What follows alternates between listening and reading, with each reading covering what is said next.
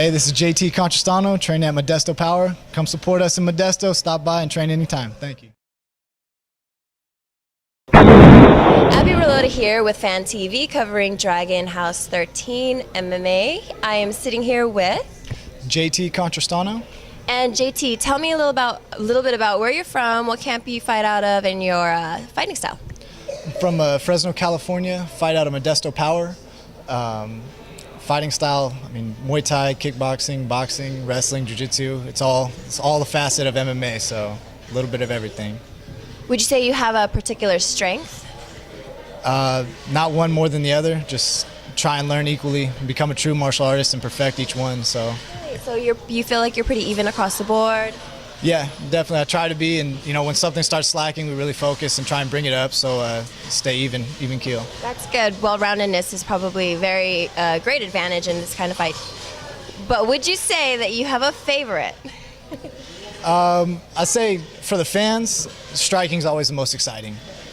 For the fans and wanting to be an entertainer, everyone likes a striking fight. For the people who don't know the sport, you know what's going on when somebody gets hit. So definitely a stand-up fight is I think more what I'm interested in. I like you already. So you're 24 years old, and this is your third professional fight? Third professional. And tell me a little bit about how you got into pro fighting. I started fighting to stay in shape for football. I was a football player in college and hurt myself, and found myself when I came back wanting to hit somebody more than tackle them. So I made the switch and stopped playing football and started fighting. That's pretty awesome. How did you make that transition from football to fighting, and how would you say they differ? They're the same? A lot of it is really just as an individual now. I mean, as a football player, you're a team. You always have people there for you, and with fighting, you have a team behind you. But now it's center stage. It's just you in the cage. People come to watch the team. Now people are just coming to watch you. So I think that's been the biggest change, is that you're solo once the cage door gets slammed shut. Is that do you prefer that now that you are a pro fighter? Do you prefer to be the center stage? I think so. As long as I keep working hard, I think absolutely that I'll be able to display myself and be worth watching. Tell me about your opponent.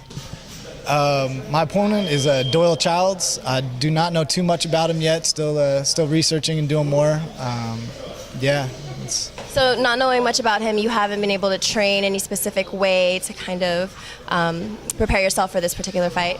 No, right now the fight's still a ways out, so still just building up towards it. But yeah, we'll tailor things as we go, kind of as more information piles in. But right now, just train everything as always. I bet that's really exciting, but also builds a lot of anticipation, since you're not really quite sure what you're preparing yourself for. So I guess try to answer this the best you can. If you could see yourself ending this fight with a victory, how would you like it to end? As long as my hand's held high and the crowd's cheering, that's good enough for me.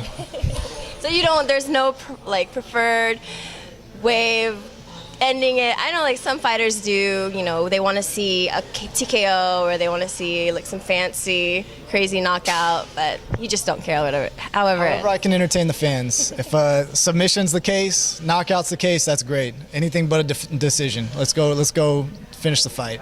Good. Well, I think that you're definitely going to bring an exciting fight, that you're definitely prepared for anything, and you're also really in tune with the fans, and that's really important in fighting. So very good job. Thank you for interviewing with me, and thank you.